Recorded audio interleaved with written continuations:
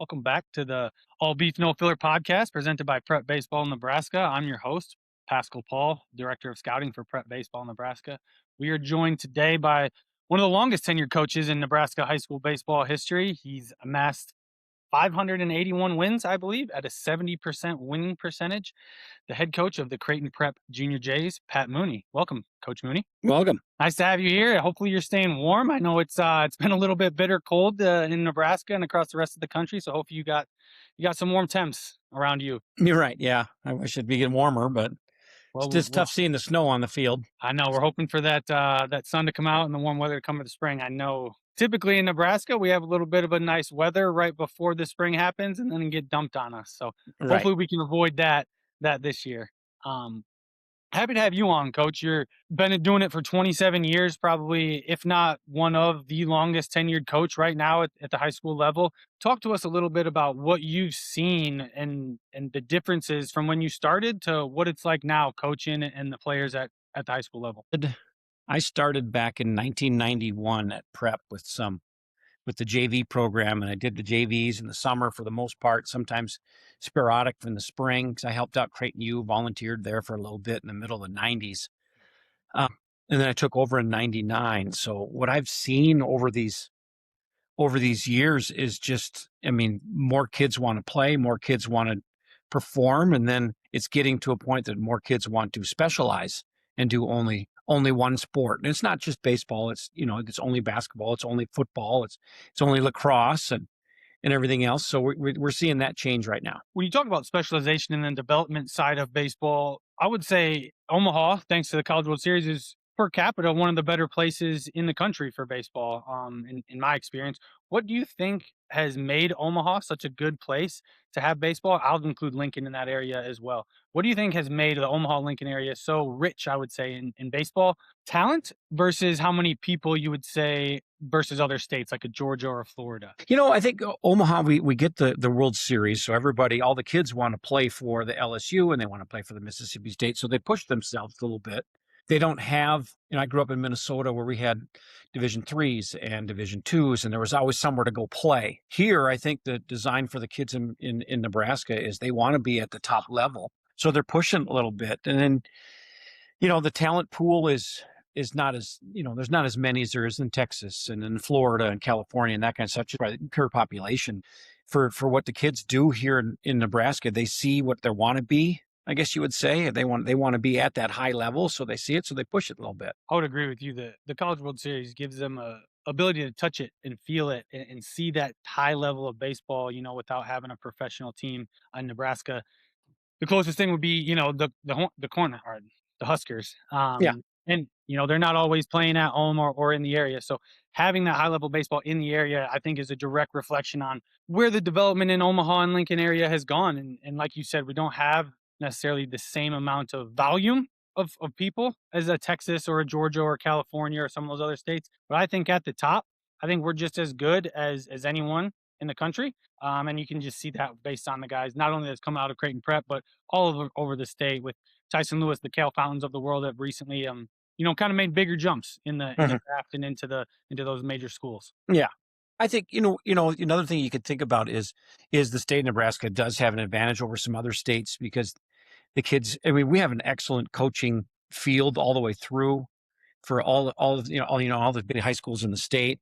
And we have the luxury that we can coach in the spring and the summer. So you go across the board, everybody's got, 4 or 5 assistants and they all have people that want to help out. And I think that really benefits the kids is they don't have to start over somewhere else. They know they've got, their programs going, they know where they're at. And I think it really does help when the same coach can keep, take them for 9 months of the year, I guess you would say, almost. You're 100% right. That continuity in coaching staff and philosophy has to be one of the driving factors in why Nebraska kids feel like they develop at a higher rate when we don't have as many people around, because you are getting that consistency with coaching and communication throughout the summer and spring. That's what, almost 6 months probably of straight coaching in baseball, which you're not going to get that. You go right across the border in Iowa, they don't even start baseball till the summer. So Right. we have that 3 or 4 month advantage over here where you guys get to touch and feel them and be with them that whole time. Mm-hmm. Little change of pace, Coach. Let's talk about the 2026 Creighton Prep Junior Jays right now. I think you guys coming into this season with a lot of expectations, high expectations. Of course, you being the head coach, I think there's always going to be high expectations there. But you got a lot of seniors, a lot of really talented seniors, and then a good group of juniors. Talk to me about the leadership you have coming into this season and what you're expecting from those guys. I might punch around with about 14 seniors this year, which is on the high end that I've ever had. It's just, I mean, they're talented. They all deserve to be there. And the experience level that all 14 have is really going to pay dividends, especially at the beginning of the season.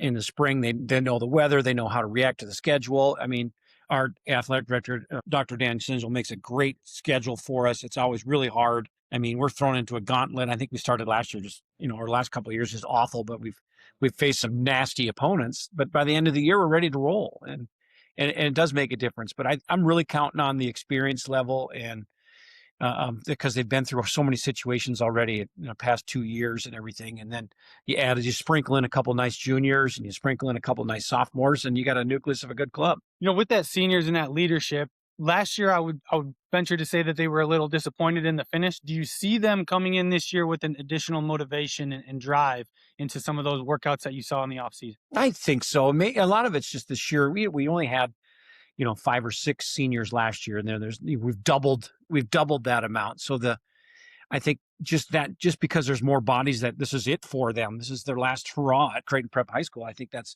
just going to play into the drive's going to be a little further. They're still pushing each other. They're still working hard in the weight room right now, and it's just the matter of that we have the sheer more numbers to do it at that level. When you have a bigger group of seniors that are coming towards the end of their career, you can see that motivation almost build and gain when you have a high number of them like you do. Specifically, obviously you talk about the depth of the senior class. You got 3 guys that are headed to Division Ones and 2 guys that are headed to Iowa Central. Talk to me a little bit about the 2 Nebraska kids in Charlie Ziola and Cal Anthony. What do they bring to the table? Obviously, they're great outfielders and great hitters, but what do they bring to your team in more of a off the field type realm? Charlie and Cal are they're lifting partners. They hang out. I would probably say they're probably one of the better friends together. But you have a chance when people are always going to look up to them. And then you sprinkle Braden Cato with that, with all 3 guys going. He was my next to guy. Division Yeah, I was One. going to mention him as well. Braden going to Creighton as a 2-way guy. Right. And, everybody looks at them and what they're supposed to do. And they've performed well in the off season now, of showing this is the right way to lift. This is the right way to be there every day. This is the right way to, support your other sports here at Creighton Prep High School. And they're just kind of around, and everybody sees them, and they've held their own. They haven't tried to it's not like they're doing too much, but they're doing what they're supposed to do. Very mature young men that people are going to follow. Also at Prep Baseball, we're looking for those 3 to have monster years for you guys. Obviously, they've been at the top of your guys' lineups, pitching rotations the last couple of years, and we're really looking for them, as you are, to carry that Creighton Prep team and show that they're the leaders that they have been, throughout their career. The other 2, Liam Smithberg, Garrett Anderson, going to Iowa Central Community College. Garrett has been with us with a couple high-end events, has kind of been really put himself in the Cal, Braden and Charlie Ziota kind of category for the most part. Liam, multi-sport athlete, hockey kid, very successful hockey player. Talk to me a little bit about those 2. They're on the infield. Garrett playing shortstop, Liam over at first base. What do they bring to your team on the infield and the leadership dynamic? Garrett's our number 1 leader in our whole group. He kind of stood out a little bit last summer. We were trying to search and destroy of who our leader is for that group, and Garrett kind of just stepped himself out, the way he speaks to others, the way he leads with others and everything else. So he's kind of the man on that, especially he's thrust into the shortstop role. So they're the biggest piece of the puzzle out there. So from his leadership, his vocal stuff to everybody else, he kind of keeps everybody in tune, in line. They warm up properly. They line up properly in the field. He kind of just takes the calming effect out there. Liam can hit. Liam's a really good hitter. He's dangerous at the bat. When he gets hot, he's as hot as anybody can be in the state. And I'm looking for a good year out of Liam. I think Iowa Central's got a nice 2 kids coming there that they're going to fit right into their lineup, and it's going to be good for them. And they might, I think they might be able to use them as a sounding board to get other people from Omaha to reach their way up there. Yeah, we definitely saw those leadership intangibles with Garrett when he came down to the future games with us for Team Midwest in Atlanta. And I agree with you. I think Iowa Central's getting two slam dunks there, both really projectable athletes. I mean, Garrett's is almost 6'2", 6'3", I would say now, might be even closer to 6'4", long, rangy Yeah, he's shortstop. more scored 6'4", yeah. Yeah, you can't draw him up better than you can, the way Garrett is, and he continues to develop, continues to find his way with the stick. He's going to be an absolute monster, I think, in 2 years. Yeah. And same goes with Liam, multi-sport athlete. When I was at Iowa Western, Tyler Herbst was our recruiting coordinator there, who I worked under, and he would swear by hockey players that were baseball players because they had that hand-eye coordination. He always thought if you could play hockey, he thought you could have the potential to really, really hit. So I'm looking forward to Liam really making a name for himself over with the Tritons at Iowa Central and in the junior college realm. And we've seen so many kids go to that junior college realm and have success and move on and level up their careers. And those two are going to be no different. Mm-hmm. You bet. They're going to make a difference for him. With all the senior leadership, Coach, talk to me about a couple younger guys that you're really anticipating, having high impact on the game. It might not be starting on the varsity level with all the seniors and juniors you have, but if you have a couple guys underclass that you really think can make an impact on winning on your level, who might those guys be? The junior class, because we didn't bring anybody from that class up with us that are in the sophomores last year. I think the junior class, we'll get Mikey Navarro, football guy. He was a wrestler, but had some labrum issues on his left arm. So he had to drop out of football. He's a monster, big kid. He's, 6'3", 225 pounds, was going to be a state champion wrestler and everything else. So he brings a mentality on the mound. He did great for the junior JV program last summer through Rockets. I'm looking for big things from him. A couple sophomores. Hank Vossick's going to be an absolute stud down the road here, if not this year. Cal's brother Levi's a really good outfielder. I'm looking for good things out of him this year. There's a left-handed pitcher in the sophomore class, Ethan Carmona, who's you can flip him the ball, and you know what you're going to get from him every time out. And I think if we can bring some of those younger kids along, we don't have to thrust them out there right away, but they can learn from some of the seniors that we have. It'll be nice. Ethan's a left-hander, and I've got 3 senior lefties pitchers with Easton Laux and Evan Thompson and Steven Patterson. They're all legit from the left side, and I think it'll be easy for Ethan to fit right into that group. So I'm thinking that it's going to be a good transition. We got, Garrett's going to grab Hank, and I think Charlie and Cal will grab Levi, and we're going to be pretty good. And out there, we have another senior, Teddy Stessman, that's dynamite in center field for us, just a pure athlete. And he's just blown up in the weight room. He might be something interesting to look at this year. So some colleges might get interested pretty quick when they watch him come off the bus. You spoke on Michael Navarro. We had him at an ID event this fall, and he was absolutely throwing pills. He came in, I think he might have came from football practice and just probably did. And he was, like you said, big, strong, physical dude. He's definitely somebody that school's got to be watching out for. I know, obviously, he was on JV for you guys last year, but someone that could really blow up, multi-sport athlete. I had no idea he was a wrestler too. So I think if any schools are listening, you should be all over Michael Navarro as a junior pitcher. Now, those younger guys, Coach, I'm really excited for your young class. Those guys are going to be monsters. We've had them at a couple events, a couple of our national events, and they've done great. Everything about those kids is, from my perspective, is awesome, and we're really excited for the future of the Creighton Junior Jays for sure. Yeah.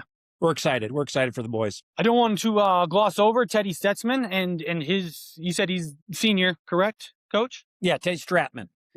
He, I want to make sure schools and anyone listening, make sure they heard that and make sure they're on him. Is there anybody else you'd like to shout out on that senior class that maybe is getting a little bit overlooked and could use some recruitment jump? Jack Cosgrove ended up being one of our better hitters for us. He's a monster at first base. He's got unbelievable hands and feet. He's going to, he's 6 foot. Guys must be 6'6", but I think his arms are about 7'9" wingspan. So, he sucks everything up over there.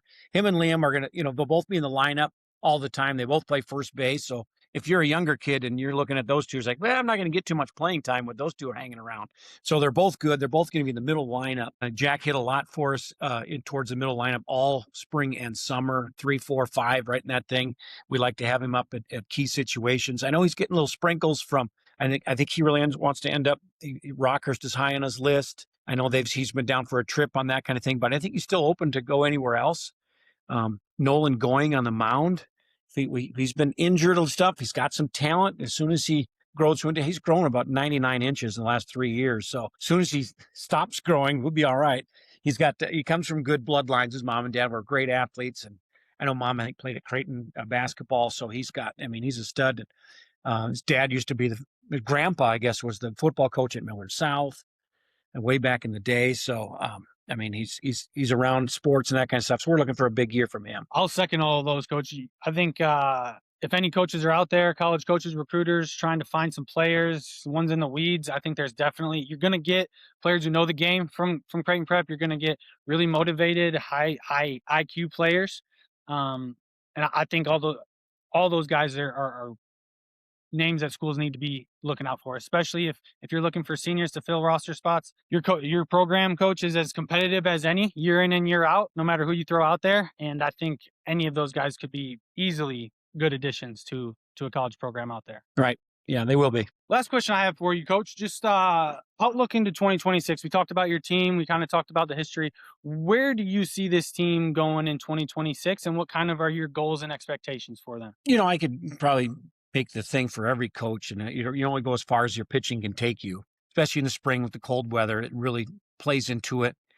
If our pitchers throw well and we stay healthy, I think we can compete. I think we're depth there.